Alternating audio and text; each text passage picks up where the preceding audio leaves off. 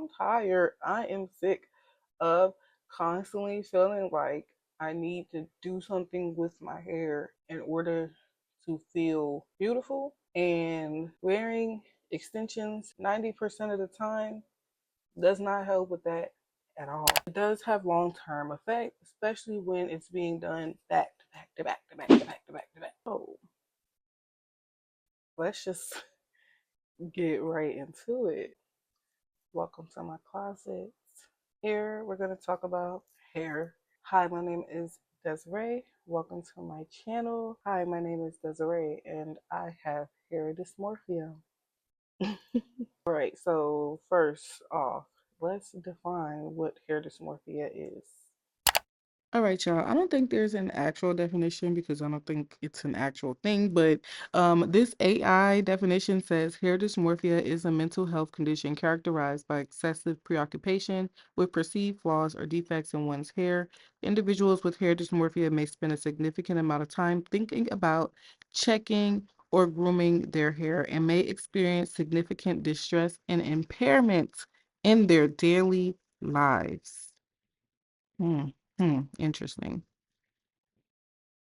I want to talk about my hair dysmorphia and how hair dysmorphia has manifested for me in multiple ways in my life. So, this is just me telling you my relationship with my hair and how it's been my whole life and what I am doing now to combat that. So, just a backstory about my hair. Growing up, when I was younger, well, my mom used to always put my hair in braids, like cornrows with beads, typical little girl style. Cornrows with beads, maybe some ponytails or something, with the barrettes. Uh, but my cousin would always braid my hair. I remember one time my dad took me and he put a perm in my head. My mom was so mad. Well, he didn't do it, but he took me to a hair salon and he just told them to make it look cute, and they ended up putting a perm in my head. And I feel like he did that on purpose. Like let's be for real. Like I was a kid. I was like 7 years old. I was so young. But anyway, but I guess it was normalized. I don't know. But that's up for debate. I just remember like once I hit 13, I just remember all the way up until then just constantly begging my mom to perm my hair. For my 13th birthday, that was actually my gift. On my 13th birthday, she woke me up at like 5 in the morning and we went to a hair salon and I got my hair permed and I was so excited. And then ever since then, we was just going and getting our hair done like every other week. Old school little perm styles, I would do it, the little flat twist, I would do that. Oh, perming my hair. I have thin hair. I have like not thin, but I have fine hair. So yeah, that didn't last that long. Like my hair just slowly started like breaking off, and then I would like cut it, and I started cutting my hair very young. I believe like in high school, I started cutting my hair. Um, and I cut my hair so many times, y'all, like so many times. But that's another story for another day. Basically, like when I went to college, wearing like wigs and stuff started becoming more popular. So I want to say like around 2015, 2016, I started like dibbling and dabbling into wigs more. I was still perming my hair, but I did cut it short. So it was like in a short style. So I wear it out a little bit short, but it was permed. And then I would like put extensions in it, and then like wigs started becoming more popular. So then I started wearing wigs. Then around 2017, I moved to, or 2016, I think. 2016, I moved to Houston, and I lived in Houston for a year. And when I moved to Houston at this time, the wigs was booming. Okay, we had graduated from putting the wigs behind our hairline to wearing full blown lace front wigs. Okay, like just straight up. Like the girls, y'all know, I was born in 1992. You're a 90s baby, like we used to do the little wig behind the hairline thing. Yeah, we did that. That's when wigs first started becoming popular though, like when we started putting it behind our hairline, because we used to be like, oh, that hairline it's like it's giving Barbie doll. It's not cute. But then one day, somebody, I forgot who it was, just was like, "Hey, what if we like pluck this hairline and like wear it?" And then it just went up from there. When I moved to Houston, this is when we fully, like, as a community, like as a hair community, graduated from putting wigs behind the hairline to getting lace fronts, and like companies started catching on and making more wigs, and they started making like the 360 wigs and all that stuff. So when I moved to Houston, I was just wigging it, like wig. You wouldn't see me. You wouldn't see my scalp, baby. I would go to work and nobody would see my hair. Like they literally, I people I worked with didn't see my scalp for months. Like didn't know what it looked like because I just wore nothing but wigs, and it was all lace fronts. Like it wasn't anything else, or a closure wig or like that. Honestly, I'm gonna stop right there because that's honestly where the first phase of hair dysmorphia started, was when I was wearing wigs. I ended up taking the wig off one day and looking at my hair and realizing that, okay, my hair is growing, but my new growth is coming in. It's natural. The ends are perm. Now, this is also like when the natural hair movement started, and like a lot of girls was doing like the big chop and stuff and chopping off their permed hair, wearing their afros out. But I was looking at my hair and I was just like, it's time to perm it. And I was just like thinking to myself, like, why would I go perm my hair and then just to turn around and put a wig on it? Because I had every intention of wearing a wig. I think I had like a wig on the way. So then that's when I made the decision to chop it off, like to just chop off the permed ends. And I might have pictures still because these are old, but I might have pictures. If I do, I'll post it. I had the teeniest, weeniest little afro. It was smaller than this, baby. It was a teeny weeny afro. And I was just like, oh my God, like, I wasn't ready. The hair dysmorphia was real. Like, I was like, there's no way I can go outside like this. Nobody can see me like this. I need to put this wig on my head. But now I was happy because now I was like, now I don't have to braid my hair. Now I can just pop a wig cap on and put the wig on. So that's what I did for months, 7, 8 months straight, almost a year straight. I wore wigs every single day. The only time I wouldn't is when I would take it off to wash my hair and I would put the wig back on. At this point, I think like at some point I started going to the gym, and then that's where like the wig was starting to become a problem because at this point we was using gossipy glue. We hadn't really graduated to like the glues wasn't gluing just yet. Like they were still catching on to, we were still getting the glue situation together. Like we didn't have, the super strong glues that we have now. We still was like, everybody was still using gossipy glue for the most part. And then, everybody wanted to be careful. We was like, we don't want to rip our edges out, so we're gonna use this gossipy because it's shaped on our edges. But when you use gossipy, anytime, as soon as you sweat, it's a wrap. So I would go to the gym, and literally I would come home, my wig would slide off. I would have to literally like redo my entire head every single day. And then at that point, it was just like, it was exhausting. It was exhausting. So I just was like, forget it. Stop wearing wigs. One day I just wore my hair out. And I definitely have pictures and stuff of that. I just wore my hair out one day and I felt free. First of all, it's hot in Houston. It is blazing hot. So it felt good to go outside and not have a wig on my head. My scalp could breathe. And I just loved it. Like I ran a couple of errands. I think I got some compliments. I was like, you know what? What am I so scared of? Like, what? It's just an afro. Like, what am I so afraid of? So that's where, like, I started, like, coming up out of the wig hair dysmorphia. It still kind of came back a little bit after that, but not as strong. Like, I never went and wore wigs for like months on end like that ever again. But it definitely crept back on me because I did fall back into wearing wigs, but just not as frequently. But I did fall into it a little bit, and we'll get into that. So once I wore my hair out, I immediately bleached my hair blonde, and then I was bleaching my hair for years and years on end.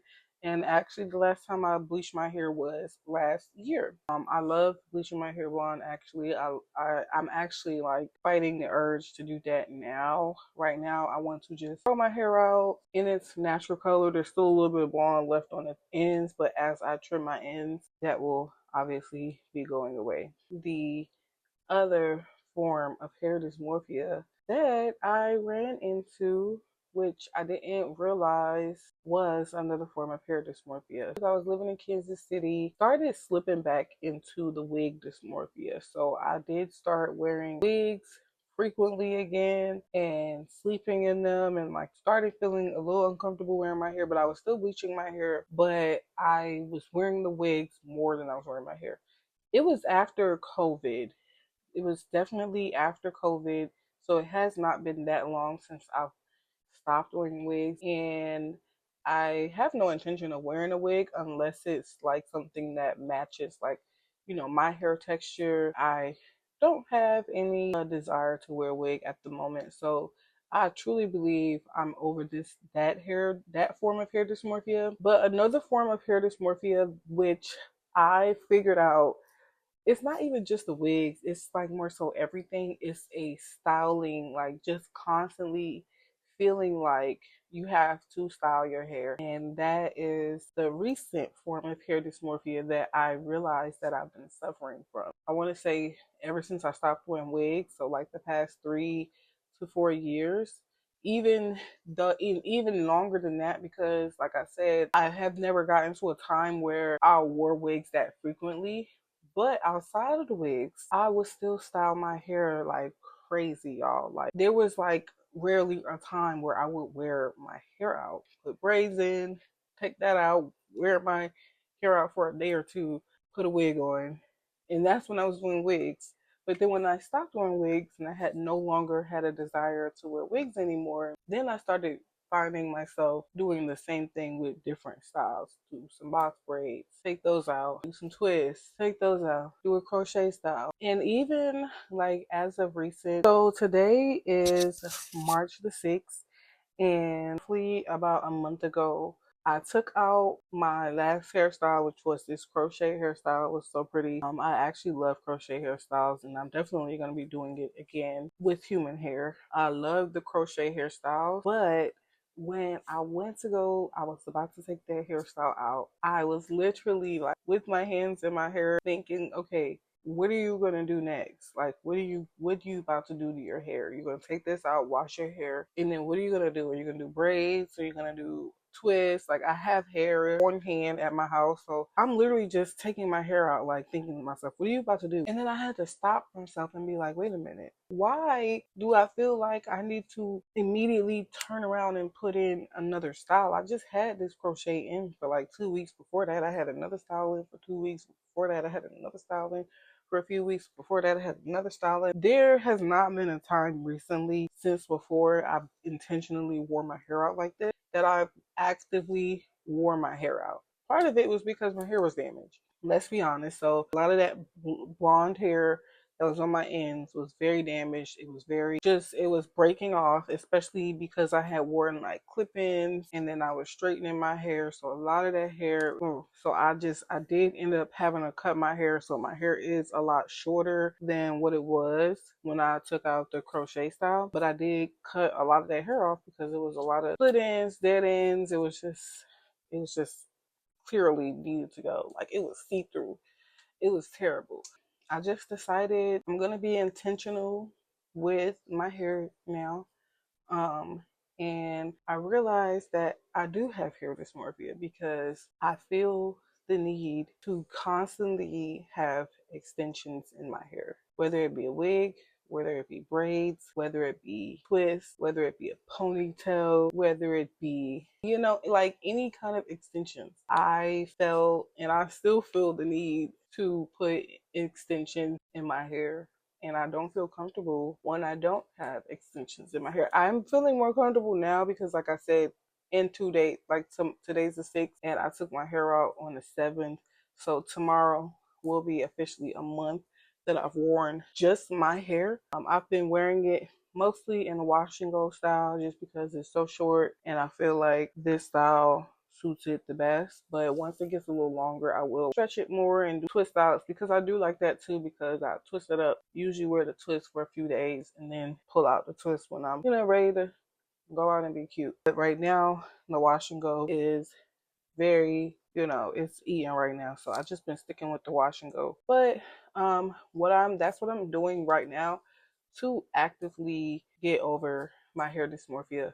No, the battle is not done. It's just begun, honestly, because, like I said, I still feel the urge to put hair in my head. I still feel the urge to put extensions in my hair. Not to say that I won't ever put extensions in my hair ever again. Yes, I will, but I will be more intentional about when I put extensions in my hair, for how long I put extensions in my hair, and also what kind of extensions I am putting in my hair, because a lot of these extensions are toxic. And I know people be like, "Oh, everything's toxic." Yeah, it is. And a lot of things that we do and use are toxic. But what do you do when you find out that something is toxic? Of course, you try to figure out, hey, is there an alternative, or can I cut it out? Is there a way that I can make this better? So, like, for instance, soda's not good for you. It's toxic. I don't drink soda. I rarely drink it. Does that mean I don't drink it at all? No. If I'm at a party and I see soda there, I'll have one or something. But do I have it in my house? Do I buy it? Do I actively go out and seek soda? No, I don't. But there are people that drink soda every day and they know that it's toxic and they don't care and they just do it because it's something that they enjoy. So you just have to pick your poison, basically. And this is my scalp. Also, I don't want to continue to strain my hair, because even with the hair being toxic and constantly putting tension on your hair, yes, it can be protective in that moment, but just doing it for so long, so long, there's literally a sound on TikTok that's like, "Oh my God, Miss keep her hair done, got her hair done. She keep her hair done, got her hair done."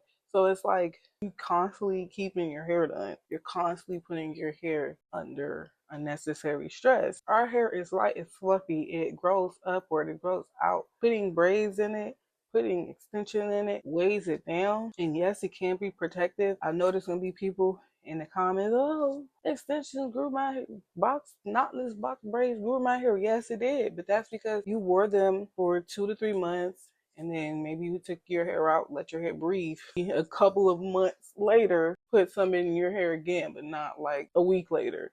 And that's what's been going on. We do have to think about the long term effect. Right now, it's working, but when it's 4, 5, 6, 7 years of you constantly putting tension on your hair, constantly putting a wig on your hairline, and you wonder why your edges are thin when you take your wig off. I'm just saying, like, not to be rude. I'm just saying it does have long term effect, especially when it's being done back to back to back to back to back to back to back. Yes, it does have its pros, but just with anything, there's always cons, especially when you overuse and overabuse. And I feel like that's what I've been doing. And now that I'm in my 30s, I can tell in my hair. I'm looking at my hair like, hey, hair, like, you not hair. The edges not edging the way they used to. The density, not density in the way it used to. Like, now that I'm in my 30s, wearing all the wigs and wearing all of the box braids and all of the styles, I'm noticing the wear and tear that it has on my hair. And I know I'm not crazy, because I see a lot of other women my age coming out saying the same thing. The hair has suffered. So is it really protective? So um it's really just all about balance. So that's what I think we need to focus more so on when it comes to hair. Like, I think it's been so many extremes. It's like extreme with the wig. Everybody's just extremely into the super straight wig, and then going natural, and it's like, oh, you can't do absolutely nothing to your natural hair. Like, can we just be balanced? Braids in, wear your hair out, where you should be wearing your hair out most of the time. I hope this makes sense, because I feel like I'm rambling. But the point I'm trying to make is, now that I'm in my 30s, I realize that I don't want to get traction alopecia from constantly overstyling my hair and over manipulating my hair. Yes, in the past, box braids have grown my hair. Knotless box braids have grown my hair. But a lot of times, it doesn't grow my hair. A lot of times, my hair comes out with it. I do have bald spots from it sometimes. I have fine hair. I have fragile hair. So um, I just think that I need to give my hair a break. And also, I'm tired. I am sick of constantly feeling like I need to do something with my hair in order to feel beautiful. And wearing extensions 90% of the time does not help with that at all. It actually makes it worse. It actually makes it to a point where when you start looking at yourself in the mirror and you see yourself with your afro, you're like, who is this person? I need to hurry up and get my hair done so I could feel like myself again, so I could feel cute again. And that is just, that's sad. And you know, like, I'm not saying this to like tear anybody down. I'm saying this because it's literally how I've been feeling. And I'm literally combating this feeling by doing the opposite, wearing my hair out, taking care of my hair. I've done this in the past when I was bleaching my hair and I actually did grow my hair out. So I do think that wearing your hair out most of the time can be more helpful than we make it seem. There are low manipulation styles that you can do with your hair that don't involve extensions. A good twist out will never fail you. Yeah, that's really all I have to say. I'm gonna be making a lot more videos about this topic, because like I said, I'm currently still going through the motions of combating this hair dysmorphia, and I'm actually fighting the urge to put extensions in my hair. I'm actually challenging myself to not put extensions in my hair. So right now I'm going a month strong.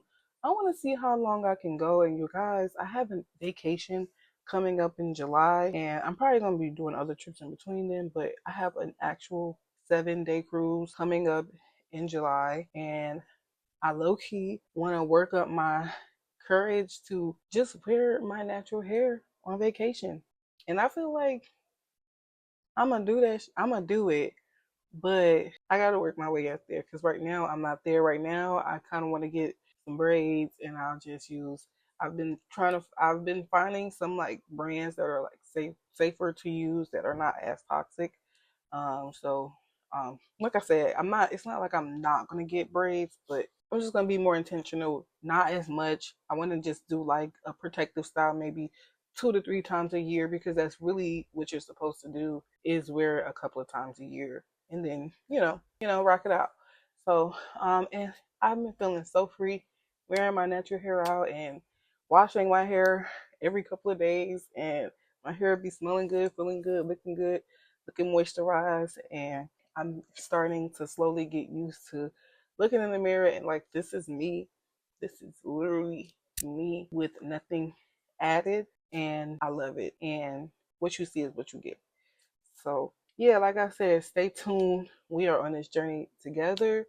I'm gonna be doing like videos showing like how I style my hair and just my hair journey in general. I don't know, y'all. I want to grow my hair out loose. I've been eyeing like micro locks and stuff, but I really love my loose natural hair, and I've never grown it out in its natural color. So I kind of want to do this for a minute. But again, like I said, this is my thoughts on my hair journey and showing y'all uh me getting over my hair dysmorphia and overcoming that and becoming myself and showing y'all me. This is me, and this is what I look like. No extensions. This is what I'm gonna look like most of the time. Every now and then I have a little style in, but this is styled, okay? Okay, this is a good wash and go. This is style, period. And yeah, subscribe to the channel and stay tuned. Be yourself, period. Love who you are.